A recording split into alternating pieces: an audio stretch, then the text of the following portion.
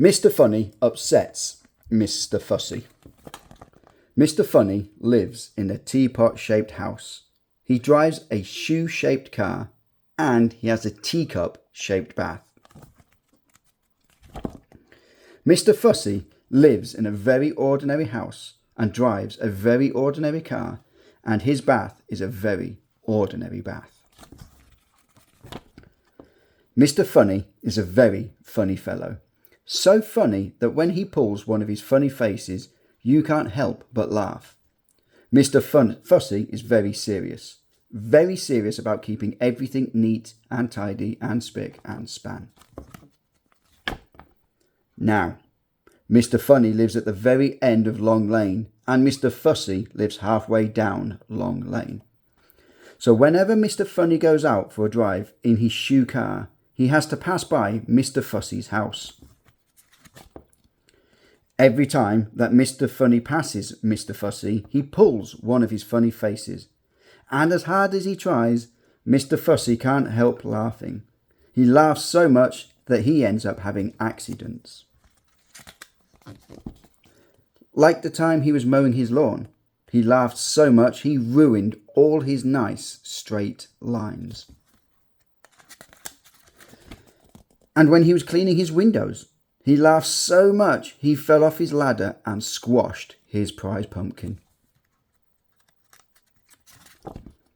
And he burnt his shoelaces while he was ironing them.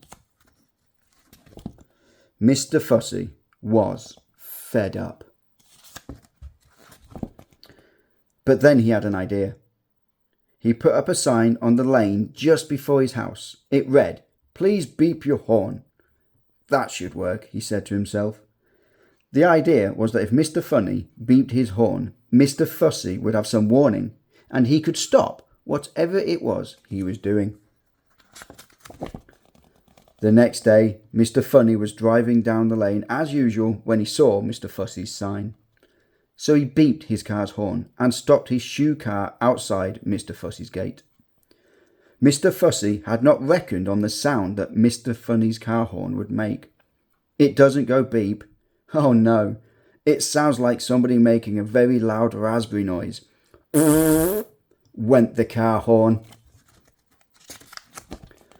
Mr. Fussy was outside in his coal bunker, stacking his coal in neat rows. Mr. Fussy didn't like untidy piles of coal. When Mr. Fussy heard the sound Mr. Funny's car made, he started to giggle. Then he chuckled, and then he laughed.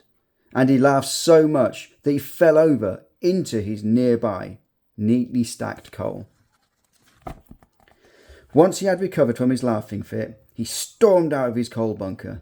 He was covered from head to foot in coal, and he was furious.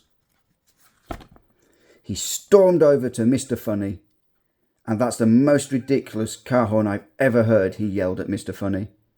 "There's a reason for that," Mr. Funny explained. "It's because it's not a car horn. It's a shoe horn." He laughed, and even Mr. Fussy had to admit it was quite funny. Wouldn't you agree?